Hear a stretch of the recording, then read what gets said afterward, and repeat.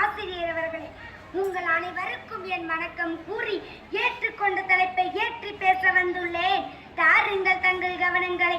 அன்னை அளவிற்கு அக்கறை காட்டி, தந்தை அளவிற்கு கண்டிப்பு கூட்டி, ஏணியை போன்று உயரத்தில் ஏற்றி, எதிர்பார்ப்பில்லாத நல்வழி காட்டி, தன்னால் உயர்ந்த ஒருவனை கண்டு பொறாமைப்படாத ஒரே பணி, பிற நலனுக்காக உழைக்கும் பணி, கால நேரம் பார்க்காமல் பிற நலனுக்காக உழைக்கும் பணி, ஆசிரியர் பணியே அறப்பணி, அதற்கு உன்னை அர்ப்பணி.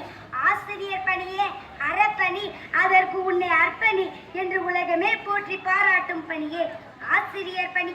நான் உயிரோடு இருப்பதற்கு என் தந்தைக்கு கடமைப்பட்டிருக்கிறேன்.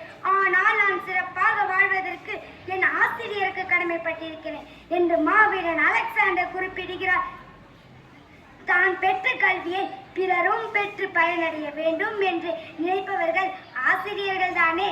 ஆசிரியராகவே தன் வாழ்வை ஆரம்பித்து நம் நாட்டின் மிக பெரிய பதவியான குடியரசுத் தலைவர் பதவியை ஏற்றிய டாக்டர் சர்வப்பள்ளி ராதாகிருஷ்ணன் அவர்களை பிறந்த நாளை தான் நாம் ஆசிரியர் தினமாக கொண்டாடுகிறோம்.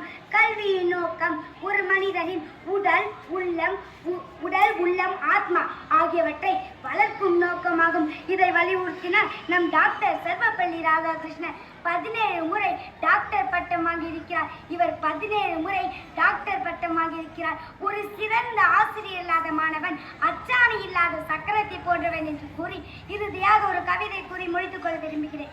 நாங்கள் பரீட்சை எழுத நீங்கள் அல்லவா படித்தீர்கள், நாங்கள் பரீட்சை எழுத நீங்கள் அல்லவா படித்தீர்கள், நாங்கள் வெற்றி கொள்ள நீங்கள் அல்லவா உழைத்தீர்கள், நாங்கள் வெற்றி கொள்ள நீங்கள் அல்லவா உழைத்தீர்கள், கல்லும் உடையாமல் சிலையும் சிதறாமல் எங்களை செதுக்கிய சிற்பி அல்லவா நீங்கள் என்று கூறி இங்கு கூடியுள்ள அனைத்து ஆசிரியருக்கும் ஆசிரியர் தின வாழ்த்துக்களை கூறி விடைபெற்றுக் கொள்கின்றேன். நன்றி, வணக்கம்.